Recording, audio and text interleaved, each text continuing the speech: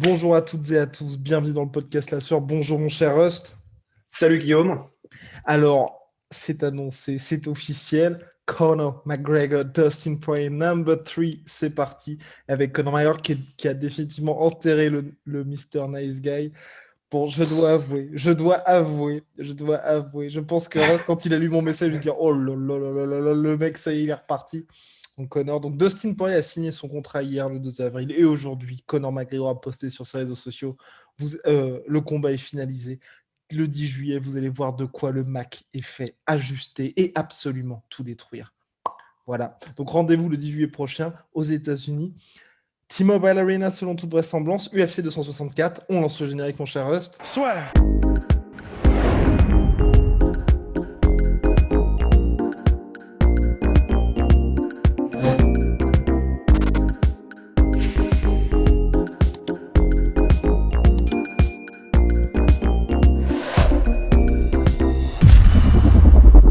Donc oui, mon cher Russ, ça y est, c'est officiel. La trilogie, sans doute, j'ai presque envie de dire la trilogie la plus attendue de tous les temps à l'UFC.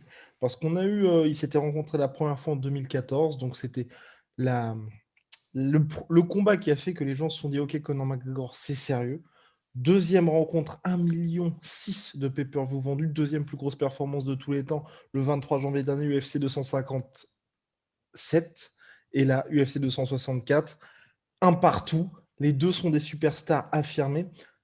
Conor McGregor est numéro 6 de la catégorie lightweight. Dustin Poirier est numéro 1. Il a refusé le combat pour le titre pour la trilogie. Et selon toute vraisemblance, le vainqueur aura le prochain title shot. Bon. Ouais, il a bien raison, hein, Dustin Poirier. Honnêtement, il a bien raison de choisir ça. Alors, évidemment, il fait, entre guillemets, une croix sur le titre, mais premièrement, je pense que dans sa tête, ça n'est que temporaire, en fait, à Dustin Poirier, parce que je pense que Dustin Poirier se dit, je vais battre Conor, et une fois que j'ai battu Conor, de toute façon, à chaque combat que tu fais contre Conor, tu gagnes encore plus de star power, donc je vais battre Conor. Ça me permet de gagner... Depuis le début, tu m'entends trop mal en fait là. Et voilà, c'est ce que je me disais aussi. Oui. Là, vous entendez, ça change. Oh là. Un jour, j'oublies de luxe.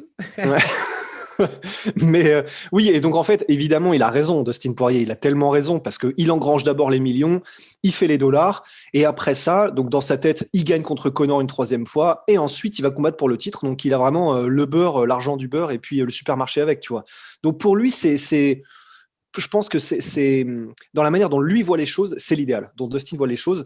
Pour Conor, ça commence à faire beaucoup de gens avec lesquels il a entre guillemets, perdu.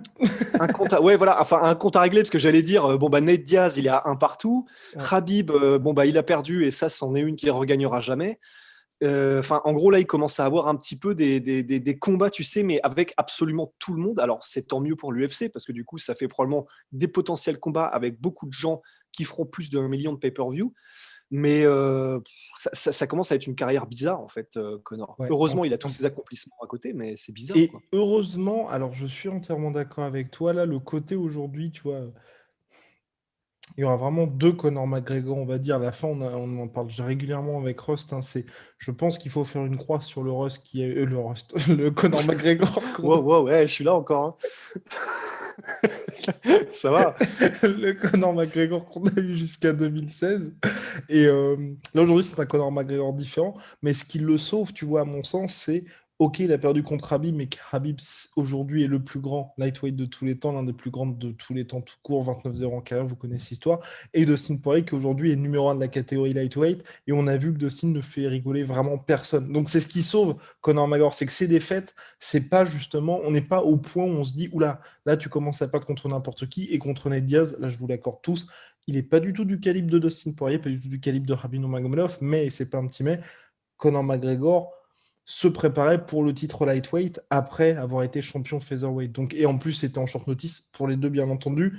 Et il est monté en welterweight, une catégorie qu'il découvrait pour la première fois contre Nate Diaz. Donc, ok, Nate Diaz n'est pas du calibre de ces deux autres adversaires qui l'ont battu, mais c'était dans des conditions particulières. Mais je te rejoins. Et là, pour le coup, on l'avait déjà dit lors du premier combat, là, vraiment, plus le droit à la défaite. Mais quand je dis plus le droit à la défaite, c'est un peu comme aujourd'hui, si vous voulez, Tony Ferguson là, qui affronte Dariush. Le combat où la défaite était véritablement interdite, c'était contre Oliveira. Et là, maintenant, aujourd'hui, Ferguson, ça reste un nom, mais c'est un mec qui est sur une main card. Voilà, c'est tout. Ouais. Ouais, alors c'est terrible que ce soit à entendre, c'est vrai. Et puis pour aussi ajouter à ce que tu disais par rapport au palmarès de Conor et les gens qu'il a affrontés, on pourrait aussi quand même dire que Nate Diaz, stylistiquement, c'est aussi un cauchemar pour Conor. Un mec qui est durable et qui lui aussi est très porté en anglaise, mais une anglaise super. Elle est très spéciale, l'anglaise de Nate Diaz. Elle est vraiment, si tu combats Nate Diaz strictement en anglaise, tu vas y passer une nuit, mais très très longue, quoi. Donc, non, non, franchement, c'est pour l'instant, dans la carrière de Conor, disons la partie UFC de la carrière de Conor, il y a rien qui est déshonorant pour l'instant. Donc, non, non, c'est pas un problème. C'est juste que les défaites qui s'accumulent, elles commencent aussi à être un peu très, très. Elles sont très nettes en fait. La Surtout défaite là. contre Ouais, Khabib, pardon. Ouais. bah voilà, elle est claire, elle est nette, elle est vraiment sans bavure. La défaite contre Poirier, là, ça donne vraiment un petit arrière-goût de ah oui, d'accord, donc en fait, c'est terminé. Le Conor, on le reverra plus, le Conor d'avant. Donc là, c'est vrai que s'il ne, s'il ne revient pas entre guillemets au plus haut niveau, à son meilleur niveau, et puis disons avec un game plan adapté, avec un vrai combattant de mixed martial arts où il est au courant qu'il y a des lolo kicks, il est au courant qu'il y a des takedowns, etc. Ça peut être intéressant. Mais perso, Ouais. j'ai plus d'espoir. Ouais, non, on n'avait pas fait le point là-dessus, mais c'est vrai que pour moi, la défaite contre Habib, en fait, il y a ce côté, c'est pas son domaine, il est dépassé par la lutte de Habib, qui est une lutte, même les lutteurs, en fait, n'arrivent pas à faire face à ça. Donc, tu vois, contre Mayweather aussi, c'était des combats, comment dirais-je, où il était emmené dans des endroits où il n'était pas à son aise. Contre Dustin Poirier, pour moi, où là, c'est vraiment grave, c'est qu'il a perdu dans son domaine de prédilection. Et là où finalement, Mhm. il s'attendait à ce que Dustin boxe exclusivement, mais ce que je veux dire, c'est que tu peux pas avoir d'excuses quand t'es Conor McGregor pour dire bah, il a utilisé le low kick, vous pouvez pas m'y attendre. En plus, il s'est fait mettre TKO, mais on en avait déjà pas lors du podcast recap. Il y a quand même eu une vraie perte de conscience. Il y a ce screen qui est absolument effrayant. Terrible. On voit vraiment dans mes. Enfin, c'est Conor McGregor qui s'est fait déjà déconnecter et Dustin qui va pour mettre sa deuxième frappe au sol. Et là où Conor, enfin, il a le regard, mais vide complètement. Et c'est. Après la conférence de presse, tout aussi pénible, où il dit ça va, il n'y a pas eu de coup, il n'y a pas eu de perte de conscience, je suis très bien. Et tout le monde qui a vu les images, qui bah, on n'a peut-être pas vu la même chose, qui c'était juste mes jambes qu'on. Enfin bref, là ce Ouais. qui est dur, c'est qu'il peut pas se dire comme à Floyd, bon bah viens faire du MMA, tu vas voir ce qui va se passer, ou comme à Habib, arrête de renifler, arrête de renifler mon entrejambe, viens, on fait du striking. Là contre Dustin, enfin, qu'est-ce que tu veux dire? Qu'est-ce qu'il veut dire? Mais, et cela dit, pour moi, tu vois, je vais peut-être me faire taper dessus, soyez indulgents, mais je suis d'accord avec Michael Chandler, tu vois. Je pense que avec la performance que Dustin Poirier a faite, un peu comme ce qui s'était passé lors de DC Cormier, c'est très compliqué, en fait, pour Dustin Poirier d'arriver avec quelque chose de différent pour mettre Conor McGregor dans le dur. Et je pense que Conor McGregor, avec les ajustements, va pouvoir battre Dustin Poirier. Wow. Ouais, Damn. ouais, ouais, Ah ouais, t'arrives avec l'artillerie déjà. ouais, ouais, ça y est. Ça y est. Non, moi, personnellement, j'y crois pas. En fait, j'y crois plus. J'y crois plus. Ça fait déjà plusieurs combats où j'ai envie d'y croire, mais au fond de moi, je me dis, ça sent pas bon.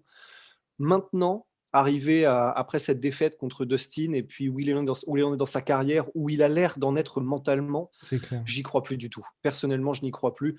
Ça fera un combat où il va faire encore des millions. Mais en fait, j'ai envie de dire, il y a, tu sais, il y a quelques années, j'aurais dit, bah, tant mieux pour lui, tu vois, il se fait des millions, etc.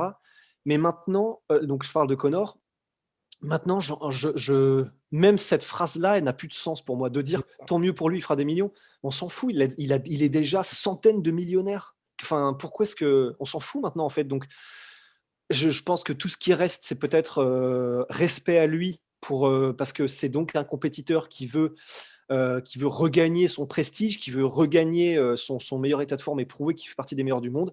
Ça impose le respect de vouloir faire ça, de vouloir, comme il l'avait fait avec Nate Diaz en welterweight, de dire non, même condition, welterweight, je reprends Nate Diaz, 5 rounds, on y va. De toute façon, Ça ça bouge impose pas. le respect. Ça bouge pas, ça. Mais c'est clair que une fois ceci passé, et le fait c'est un compétiteur, il veut prouver que, il va faire des millions, bah, je me demande ce qui reste en fait. Je me demande ce qui reste. Quand on a vu ce qui s'est passé dans le dernier combat où il était à la ramasse, enfin oui, il a touché de temps en temps, et oui, évidemment, ça reste un. ça reste quelqu'un de prodigieux en termes de striking, etc. Mais qu'est-ce qui reste aujourd'hui de Conor McGregor? Je sais pas, mais je n'y crois pas. Waouh, oh waouh. Oui, ça, par contre, moi, c'est ma grosse inquiétude dans ce qu'on va contre Ah Dustin bah Poirier, c'est ouais. que clairement, je pense que s'il perd, ça va être très brutal. C'est juste ça, en fait. Et le problème de Conor McGregor, c'est que là, les combats contre Dustin, mine de rien, le fait de voir un mec inconscient pour ton image de marque, c'est pas terrible. Donc, et là, ouais, non, il y a quand même un gros risque, mais je suis confiant. Moi, dans le sens où tu vois, Conor McGregor, à mon sens, toujours, il gagne le premier round. Et enfin, là où il doit travailler, c'est assez clair. Et je pense vraiment qu'il a la capacité financière d'avoir un espèce de camp d'entraînement, tu vois, aux petits oignons, et que justement, pour Dustin Poirier, il soit vraiment préparé à ça, et ensuite, tu vois, qu'il y ait la revanche. Par contre, ce qui m'inquiète vraiment, c'est pour la suite, tu vois. La suite, là, après Dustin Poirier, enfin, Conor McGregor ne pourra pas toujours avoir deux chances sur chaque combat. Donc, Ouais, c'est ça qui va être très compliqué, c'est que déjà, la mine de rien, l'UFC, chaque fois qu'il a une défaite, il est toujours à ça d'avoir sa revanche. Ils vont ouais. pas pouvoir toujours le faire. Tu vois, imaginons qu'il bat Dustin Poirier et qu'ensuite il affronte Charles Oliveira, parce que Charles Oliveira va battre Michael Chandler. Euh, Oh, non, on en reparlera bien évidemment en temps voulu. Mais tu vois, ils vont pas pouvoir faire genre Charles Oliveira, pas Conor McGregor. Et puis ensuite, bon, ouais. allez, on fait le rematch immédiat. Mais qu'est-ce qui te fait, toi, te dire vraiment, là, Conor McGregor, il va pas y arriver contre Dustin? Parce que honnêtement, ne serait-ce que tu vois, le fait de se dire, je veux la revanche immédiate, ça montre quand même qu'il a envie de récupérer ça. Et tu peux pas. Enfin, honnêtement, là, même si John Kavanagh, tu vois, on peut effectivement le critiquer, tu vois, le camp d'entraînement, l'approche de Conor McGregor, ils ne peuvent pas y aller dans le même état d'esprit. Là, ils vont être obligés d'avoir vraiment un truc MMA. Bah ouais, mais en fait, tu vois, tu t'as dit à l'instant, ils vont pouvoir faire un camp d'entraînement aux petits oignons pour vraiment s'adapter à ce qu'amène Dustin, etc. Mais très honnêtement, j'ai envie de dire, le camp d'entraînement aux petits oignons, tu sais, où ils ont tout à la perfection, de la nutrition à la technique, à la tactique, tout, enfin, un spécialiste de boxe anglaise, un spécialiste de sol, de machin, un head coach avec John Kavanagh qui fait les game plans adaptés, etc. C'était déjà le cas, en fait. C'était déjà le cas pour le deuxième. Et oui, on ne s'attendait pas à ce que ça joue un facteur, à ce que ce soit un facteur aussi important sur la victoire de Dustin, par exemple les low kick et puis le fait qu'il change de niveau aussi bien. Mais on savait qu'il savait le faire. On ne pensait pas qu'il le ferait aussi bien, mais c'est pas comme s'il y avait aucune chance qu'il le fasse. Par Et le rapport à, fait pardon, que par rapport à. les low Ouais. kicks et en fait, Dustin l'avait déjà fait. Les low kicks, par exemple, il le faisait déjà. Mhm. Euh, c'est vrai que les changements de niveau, il les faisait vraiment pas souvent. Mais je pense que, enfin, je vois mal le camp de Conor McGregor se dire non mais c'est bon, il n'en fera pas, on faut pas qu'on s'entraîne pour, c'est bon, c'est géré. Donc en fait, personnellement, j'ai du mal à me dire qu'ils n'avaient pas déjà tout mis en place, ou en tout cas qu'ils n'avaient pas déjà pensé à tout. Et si c'est pas le cas, si s'était pas dit, bah, on va s'entraîner aussi pour les low kick parce qu'il en met énormément, il s'entraîne à ATT, donc probablement qu'il va, pourquoi pas essayer de nous mettre au sol, on sait jamais, donc on va travailler à ça aussi. Faut s'entraîner à être bon justement dans le MMA globalement, etc. Alors, soit ils l'ont fait, mais c'est Conor qui, peut-être, je sais pas, pendant le combat, il a vu les choses différemment, etc. Je sais pas. Soit ils ne l'ont pas vu comme ça, et eux, ils se sont surtout concentrés sur l'anglaise en se disant, bah, de toute façon, ça va être ici que ça va se jouer. C'est un striker de Steen, donc ça va, puisque comme il est affûté en anglaise, Conor, c'est bon, il va s'en sortir. En fait, quelle que soit la manière dont on prenne les choses, pour moi, il y a quelque chose d'alarmant, en fait. Parce que soit c'est le camp d'entraînement qui n'a pas pris tout ça en compte et qui n'est pas arrivé prêt pour un Dustin global, soit c'est Conor McGregor qui a eu un camp d'entraînement parfait pour lui, mais qui, comme c'est ce que redoutent beaucoup de gens, comment dire, est globalement le maître de son propre navire et du coup, ben, il n'écoute pas vraiment les coachs, il picore par-ci par-là, mais entre guillemets en faisant ce que lui a en tête. Quel que soit l'angle duquel on prend le truc, ça me fait flipper parce qu'ils avaient déjà tout pour le dernier camp d'entraînement. Je vois ce que tu veux dire. Ouais, non, c'est clair.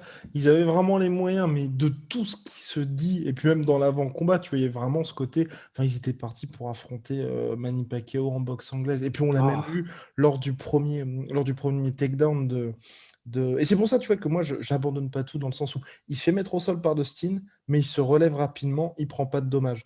C'est juste la manière dont il se fait mettre au sol, où on en a parlé, même pas au combat, on était, ah oui, d'accord, le mec ne s'attendait vraiment pas à ce que ouais, il est Dustin en Poirier... retard. Oui, c'est ça. Mais par contre, une fois qu'il a été au sol, il a bien géré, il s'est relevé. Enfin, tu vois, c'est là où je suis dans une situation où je me dis, quand même, c'est c'est une question d'approche aussi globale, parce que au sol, Dustin n'a pas fait de dommages, mais c'est juste Connor qui a été surpris par la tentative de mise au sol de Dustin Poirier. Parce que justement, il était en mode, je pense, gentleman's agreement, ok, on va Ouais, juste faire de la boxe anglaise. Oui, non, mais sauf que ça ne se passe pas comme ça. Mais, bah ouais. mais Mais ouais, c'est pour et par ça. contre, du côté de... Ah oui, et toi, tu penses que même si Connor McGregor fait les ajustements là, ce ne sera pas suffisant face à Dustin Poirier? J'ai du mal Parce à le qu'il croire. Il peut prévenir les low kicks. Tu vois, il a des armes Ouais, suffisantes pour.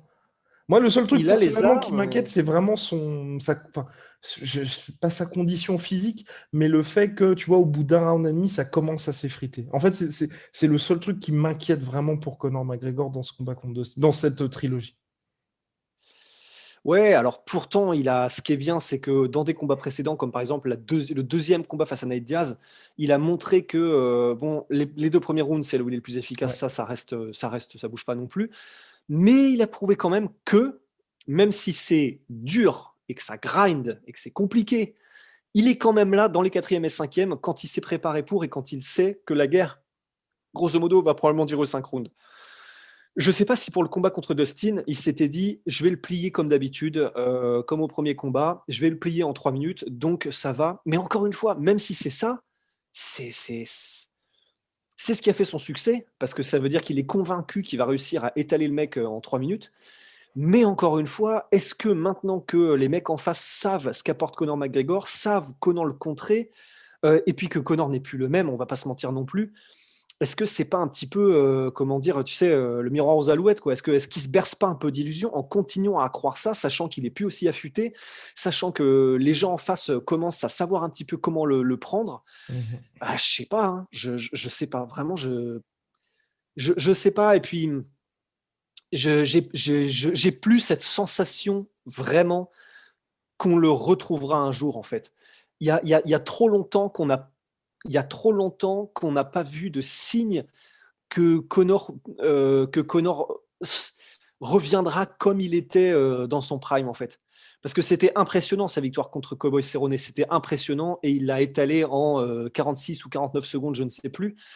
Mais voilà, comme on l'avait dit avant, comme on l'a dit pendant, comme on l'a dit après, le match-up était ultra favorable. Donc il pouvait que briller entre guillemets contre Cowboy Cerrone. C'est pour ça que voilà, moi j'ai un petit peu fait mon deuil du Conor McGregor à l'ancienne. Ça va juste être cool parce que je suis curieux de voir comment est-ce qu'il va vendre le combat. Il va y arriver, il va nous y faire croire, mais au fond de moi, personnellement, j'ai plus aucun doute. J'espère que je me trompe, j'espère qu'il nous prouvera tort, mais j'ai pas trop de confiance. Ouais, bah on va bien voir de toute façon. En tout cas, il avait déjà réussi à faire ce U-turn face à Ned Diaz. C'est ça aussi, ah oui, ça aussi qui me donne pas mal d'espoir. C'est qu'on se souvient qu'on Ned Diaz, il perd en février, enfin il perd tout début mars, et ensuite il prend sa revanche au mois d'août. Là, on est un petit peu dans la même, dans la même Ven, échelle, ouais, enfin ouais, dans la même échelle temporelle. Et il avait fait des ajustements justement contre Ned Diaz entre le premier et le deuxième combat. C'est ce qui me fait dire aussi que l'espoir est permis. Tu vois, mon cher Rusty, il l'a déjà fait. hmm, C'était toujours la même équipe et il n'a pas eu besoin de partir. Mais par contre, c'est vrai que pour la suite, moi j'aimerais bien, et j'ai beaucoup aimé ce que Georges Saint-Pierre a dit, où justement il a dit il faut vraiment que Conor cherche à être enfin, à sortir de sa zone de confort, à galérer tout le temps. Parce qu'on sait, Georges Saint-Pierre, Christophe Midou nous l'a dit, Aldric Cassata qui s'est entraîné avec lui aussi nous l'a dit, et même Georges Saint-Pierre aussi, il est tout le temps à galérer. Il est tout le temps il va voir Freddy Roach en boxe anglaise. Enfin, son coach de boxe anglaise est un des meilleurs coachs, de boxeur de boxe anglaise. C'est le coach de Manny Pacquiao. Il va le voir à Los Angeles que Khabib.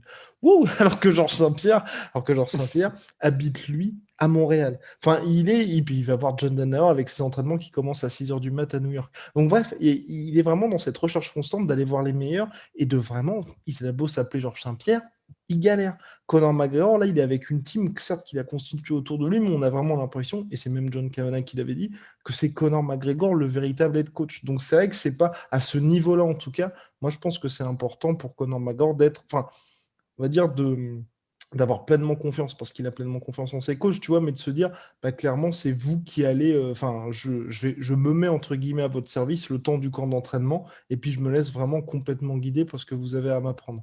C'est vrai qu'à mon avis, pour la suite, ce serait bien pour Conor. S'il veut se concentrer à fond, bien évidemment, en MMA. Ouais, je pense aussi. Parce qu'en fait, oui, on peut tout à fait dire que le fait que ce soit, entre guillemets, lui la star et que ce soit lui qui sache un petit peu, qui fait ses trucs, c'est aussi ce qui, dans sa première partie de carrière à l'UFC, a fait que bah, c'est le gars qui étale José Aldo en 13 secondes, c'est le gars qui bat Chad Mendes, c'est le gars qui fait des miracles face à tout le monde. Et il était dans cette configuration-là. C'était donc au début de sa carrière, évidemment, au tout début, il devait beaucoup plus écouter John Kavanagh, mais comme John Kavanagh le disait lui-même, par exemple, pour le combat contre José Aldo, qu'est-ce que tu veux dire face à un gars qui arrive à faire des miracles comme ça, qui a tellement confiance en lui? Donc ça peut marcher en fait ce cas de figure où t'es pas forcément avec les Freddy Roach, tu vas pas forcément voir Renzo Gracie à New York, etc. Ça peut marcher. Tony Ferguson a montré que ça pouvait. Non, parce que Tony Ferguson, il va voir Tense Planet Jiu-Jitsu, etc. Mais donc, c'est que ça peut marcher, puisque Conor l'a fait, d'avoir son propre camp, etc., de ne pas forcément aller voir les meilleurs. Mais la preuve en est aujourd'hui que ça ne passe plus. Alors, quelle est la raison? On ne sait pas. C'est-à-dire que, est-ce que c'est parce que il n'écoute plus personne? Est-ce que c'est parce qu'il n'est plus challengé? Est-ce que c'est parce qu'il ne se met plus lui-même en fait dans des conditions à la Rocky comme Georges Saint-Pierre à chaque fois et qui font qu'il n'a plus cette niaque? Quoi que ce soit, il y a un truc qui est cassé et qu'il faut changer, c'est sûr. Donc honnêtement, au point où il en est, Conor McGregor, enfin tu sais, c'est l'expression en anglais, si c'est pas cassé, ne le répare pas. Bon, bah là, c'est cassé. Donc, autant essayer de changer véritablement les choses. Parce que là, toutes les conditions favorables, il les a eues pour son dernier camp d'entraînement face à Dustin. Là, à la limite, s'il y a bien quelque chose à changer maintenant, enfin, s'il y a quelque chose à changer, ce serait bien maintenant. S'il y a bien un shift complet, mais total de mentalité à avoir, et en se faisant chier à aller comme Georges Saint-Pierre, tu vois, je sais pas s'il le fait encore maintenant ou quoi, ou qu'il le faisait pendant ses combats pour le titre, tu vois, mais tu vas dans une rivière, je sais pas où en Irlande, tu fais des bains froids là, mais juste, tu sais, pour te remettre mentalement dans le côté, allez, le grind comme à l'ancienne, tu vois. Je pense que ça pourrait être bénéfique, tu vois. Donc, ouais, je sais pas s'il peut, en tout cas, aujourd'hui, et je sais, à mon avis, il ne peut plus, tu vois. Il est Conor McGregor, aller justement voir des Renzo Gracie, s'entraîner avec. Je pense qu'il a tellement un statut particulier que je ne sais même pas s'il peut faire ça, mais au moins de se mettre dans un mode de vie et reprendre un espèce de truc ultra rustique, ça, pourquoi pas, tu vois. Enfin, ça pourrait passer comme un détail, mais mentalement, c'est ce qui peut tout changer, tu vois, je pense. La rusticité. Et oui, mon cher Last. Ouais. En tout Hashtag cas, ouais, Marius. exactement. En tout cas, bah, vivement la suite. On attend avec impatience cette trilogie.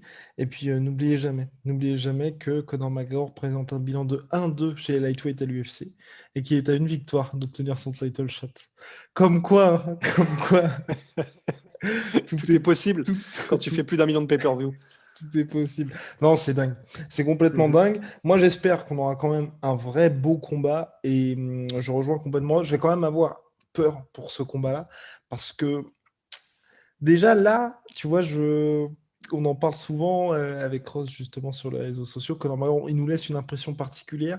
S'il perd là et qu'il veut continuer, bah bien évidemment, les gens regarderont, mais ça va être bizarre. Ça va être une ambiance un peu comme si vous voulez, vous tous, comme Rust, moi-même, et bien évidemment, cher Polydomso, on adore tous Tony Ferguson, mais le fait qu'il continue ça même comme qu'avant sur les réseaux sociaux, on est en mode non, enfin, c'est un petit côté un petit peu gênant. On est partagé entre l'envie qu'ils reviennent et qu'ils gagnent, mais surtout, on a envie de se dire, bah, prends-toi soin de ta famille et arrête le combat, et puis surtout, personne n'est dupe. Et là, avec Conor McGregor, on commence à voir un petit peu ce côté-là. Donc, j'espère qu'il va redevenir légitime sportivement. Ouais, ce serait bien, ce serait vraiment intéressant, puis ce serait une belle histoire, quoi. Ouais. Il n'y a plus Enfin qu'à. bon, il n'y a plus qu'à. Big Shout out à My Sweet Protein, moins 20%, en plus des 70% de réduction. Surtout My Sweet Protein Rust, qui a pris ma gourde. Voilà, vous le savez désormais. Non, pas vraiment. Si? Ah Non. si, c'était ma propre Celle gourde. qui était au studio, c'était la tienne, du coup? C'était ma propre gourde. Oui, vous le savez maintenant. Voilà, il fait comme s'il ne savait pas. Voilà, Tu voilà. me l'as pas Ah, dit. je n'osais pas, j'osais pas. Après, voilà, et là, il fait le sympa aussi. Il dit, tu me l'as pas dit, mais quand Rust, vous lui dites non, non, non, il enlève son t-shirt et puis il vous menace physiquement. Donc c'est Arrête très, ça très. tout de suite. Arrête ça tout de suite. Non, c'est une vanne, c'est une vanne, bien entendu. Et puis Big Shout out à Venom, moins 10% sur tout Venom avec le code assurance. Sponsor de l'UFC, ça y est, on va bientôt recevoir les tenues UFC. On vous tiendra bien J'ai évidemment. hâte de voir à quoi ça va ressembler. J'ai également hâte, mon cher Rust. Et donc, ça, à partir du 10 avril, vous pourrez voir les combattants avec. Et à partir du 6 avril, elles seront disponibles sur le site Venom. Bien évidemment, on vous tiendra au courant là-dessus. C'est bientôt, ça. Eh oui, c'est très bientôt. C'est dès mardi, mon cher Rust. Allez, à la Ouais. prochaine. À la prochaine.